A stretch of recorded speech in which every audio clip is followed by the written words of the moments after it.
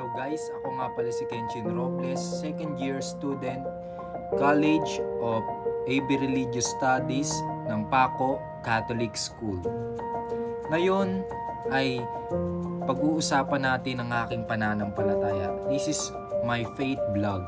No?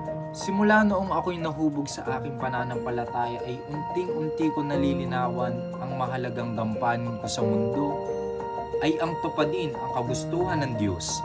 Maglingkod sa Kanya, maglingkod sa simbahan, at ang mahalagang gampanin ko sa mundo ay tupadin ang kagustuhan ng Diyos. Maglingkod sa simbahan, magkawang gawa, tumugon sa Kanyang tawag sa kabanalan. Paano ko pa nga ba naiintindihan kung bakit ako isinilang at umiiral dito sa mundong kubabaw? Ngunit ito ay isang tanong sa akin kung bakit din. Isa lang ang tanging sagot ko sa pagbubog ko sa aking pananampalataya, sa pagpapalalim sa aking pananampalataya. Isa lang kung bakit ay maging banal, maging tagasunod na Jesus, at gumawa ng mabuti sa kapwa at tupadin ang misyon. Ang tanging sagot ko ay isa pa, ay ang pakinabangan ko ang iniagas ng Diyos na mangisda ng mga tao patungo sa Kanya at mag-ipon ng kayamanan sa langit. Hindi pala ako namuhay sa mundo, di ako namuhay sa mundo bilang isang maging ordinaryong tao lamang. Bagkus lamanan ko ang aking sarili na may takot sa Diyos, na bigyang puwang si Jesus sa aking puso at sumunod sa Kanya tulad ng mga apostol. No?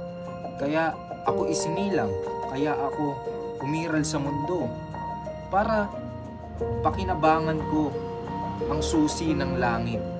Ibig sabihin, namuhay, umiral ako sa mundo sa pamamagitan ng aking pananampalataya ay dapat kong hanapin ang Diyos. Dapat kong hanapin ang aking sarili sa piling ng Diyos, hindi bagay-bagay sa mundo.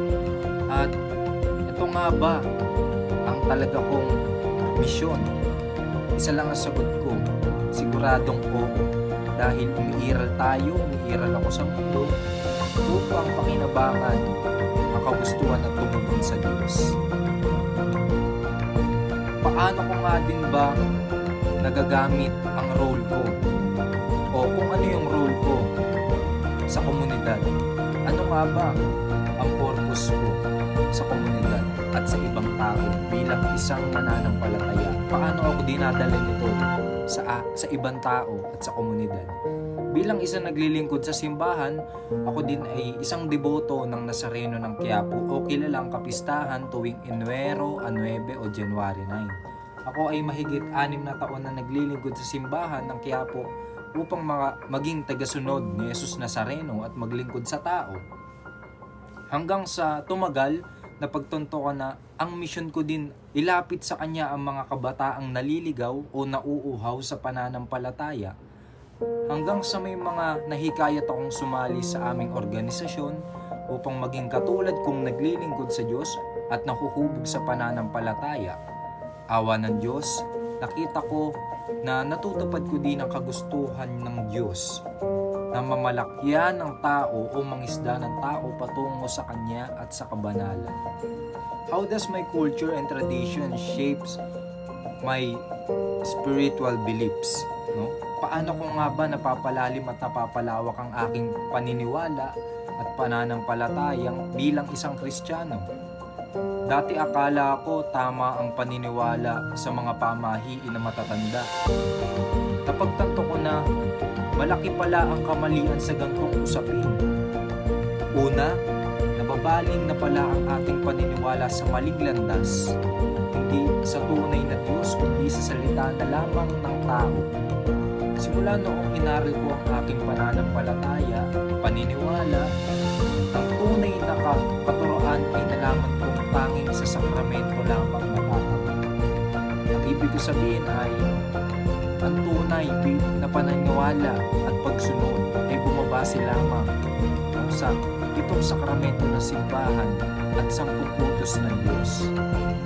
Ang pamahiin ba ay nasusulat sa 10 utos ng Diyos? Bagkus ito pa nga ay lumalabag Sa pamamagitan ng aking pananampalataya, pinupuspos ako ng Espiritu Santo kung ano ang tama at mali, kung ano yung tamang dapat paniwalaan at sundin. No? Ayun, simula noong inaral ko, ay natuto akong sumunod sa katuruan ng simbahan at ako din ay nagpapahayag ng tamang gawain o tamang dapat sundin ng isang tao, hindi sa ibang Diyos-Diyosan, bagkus sa iisang Diyos na tayo'y tinubos sa kasalanan. Tuto din akong sumandal sa Diyos, sumandal sa aking paniniwala, at siya lamang ang dapat kong patunguhan, puntahan sa tuwing aking may problema. Sa pamamagitan ng aking paniniwala ay napayabong at napalalim ko ito. At sa pamamagitan nito ay ipapahayag ko sa ibang tao ang tamang doktrina. Bilang isang mananampalataya ay napapaisip ko kung bakit ang daming tao gustong yumaman ng yumaman na kahit meron na silang maraming pera, maraming sasakyan, maraming ari-arian, ay tila hangad pa rin ang hangad. Ako, hinubog ako ng Diyos o banal na Espiritu Santo na hindi pala ito mahalaga. Dapat tayo'y bilang isang anak ng Diyos ay nag-iipon tayo ng kayamanan sa langit sa pamamagitan ng pagkawanggawa, pagsunod sa salita ng Diyos, at tuparin ang mga kagustuhan ng Diyos hindi sa ating kalooban, bagkus sa kalooban niya. Hinubog ako ng aking pananampalataya na hindi mahalaga ang karangyaan sa mundo at nakakasama ang paghangad ng paghangad sa mga bagay sa mundo. Minulat ako ng aking pananampalataya na ang lahat ng meron sa mundo ay hindi maaaring madala sa hukay, bagkus ang mahalagang magkaroon ang isang tao sa mundo kundi kagandahang loob at mayaman na pananampalataya at relasyon sa Diyos. Ito ay tanging mababaon natin patungo sa kabilang tahanan. Ang sinasabi ko, ako ay minulat ng aking pananampalataya na hindi ko nahahangarin kailanman ang maging mayaman. Okay lang na maging mahirap ako, hindi naman mahirap.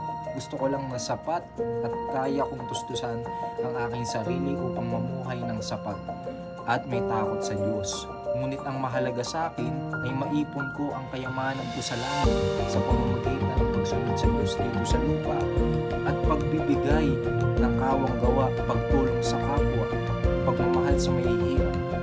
Ito ay sa pamamagitan ng aking pananampalataya, hinubog ako at dinala ako.